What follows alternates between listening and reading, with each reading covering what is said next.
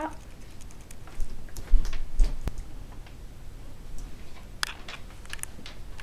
Do you remember a time you were too scared or nervous to try something new? Did trying something new lead you to finding something that you really enjoy? It was the night before soccer tryouts for my first year of high school. That night I had realized that I no longer wanted to play soccer because I was not excited for trying out. And I realized that I only had played because my friends had also played. That night I went to the store and I bought a stick, and I found myself at the field hockey tryouts the next day. I was so nervous I could hardly breathe, and I also vomited several times before the tryout. In the end, it ended up being successful. I had made the team, and I truly had found something that I also enjoy. I really did find a passion for field hockey, and I have played for 6 years, and the past 2 years that I've played have been at a Division III college. Hi, my name is Amanda Eddy, and I am here to inform you with knowledge of the 4 main components of techniques, tactics, fitness, and motivation that it takes to become a successful field hockey player.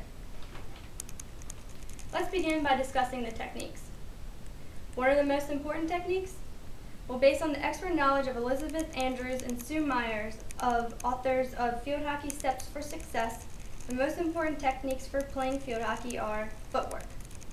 Footwork techniques allow you to start, stop, and change direction with quickness and balance.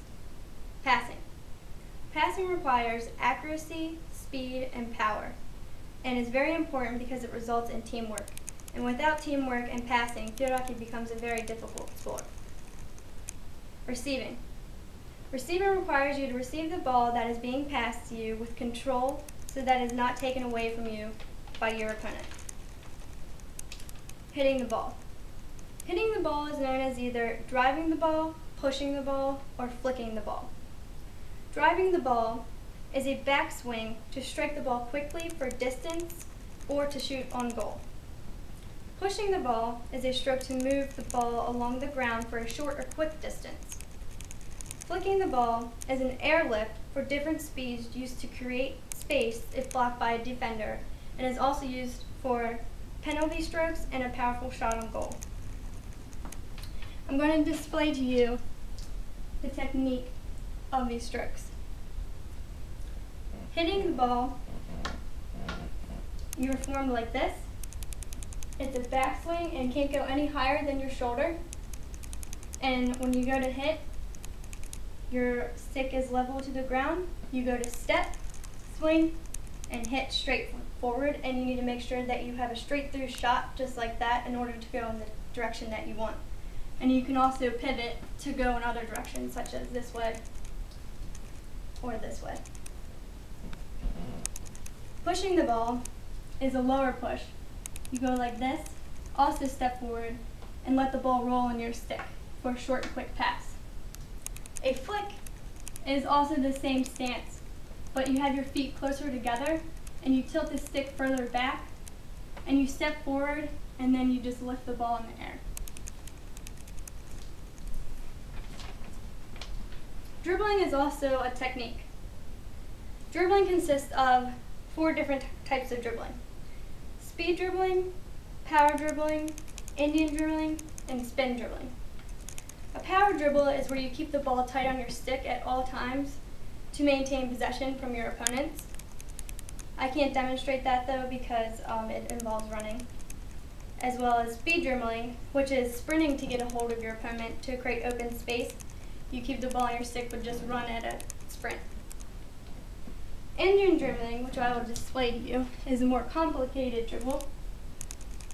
Indian dribbling is keeping the ball close to your feet and dribbling in a first left then right motion while also dribbling, so it will trick your opponent of where you're going to move next. So it makes it harder for them to block you.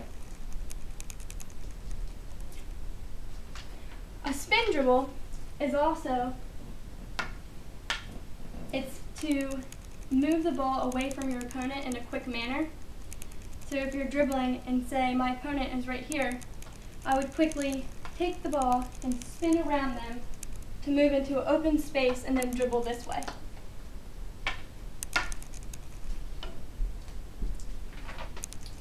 Now that we have discovered the important footwork, passing, receiving, hitting, and dribbling techniques, let's discuss the tactics of field hockey.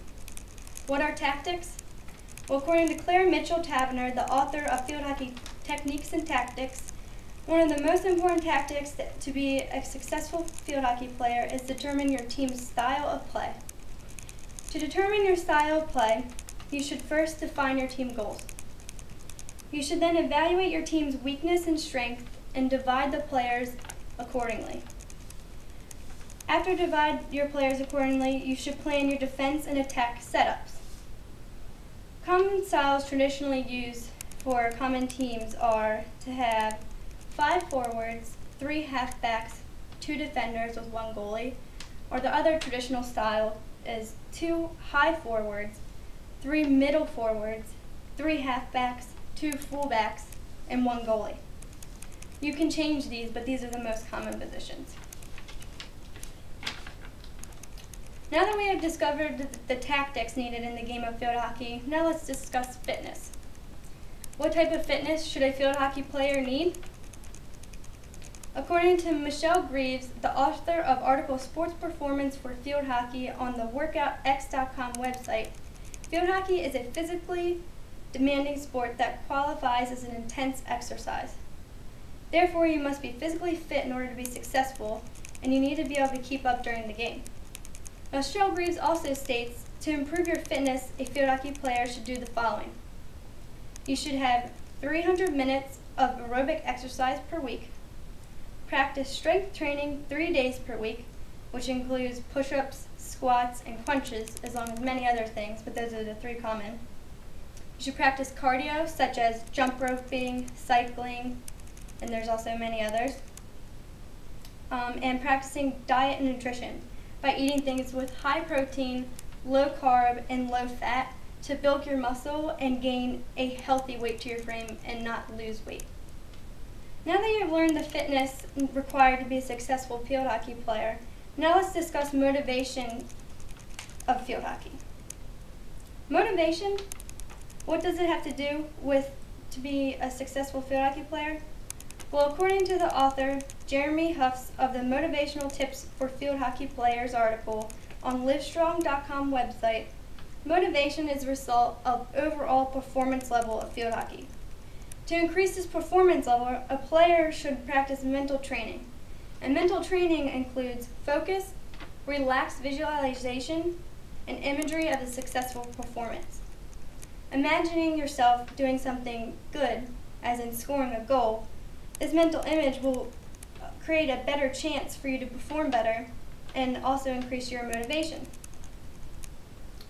Besides brain training, though, for a field hockey player, it requires heart, which means true love for the sport. Without enjoying the sport that you play, there's not enough incentives to keep you motivated.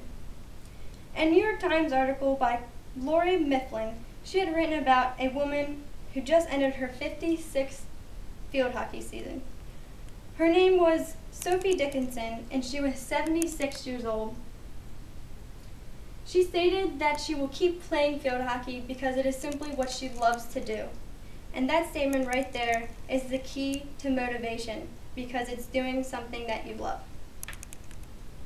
I hope teaching you this knowledge of techniques, tactics, fitness, and motivation it takes to be a successful field hockey player will motivate you to practice all of these components so that you can also become a successful field hockey player. Thank you. Good luck.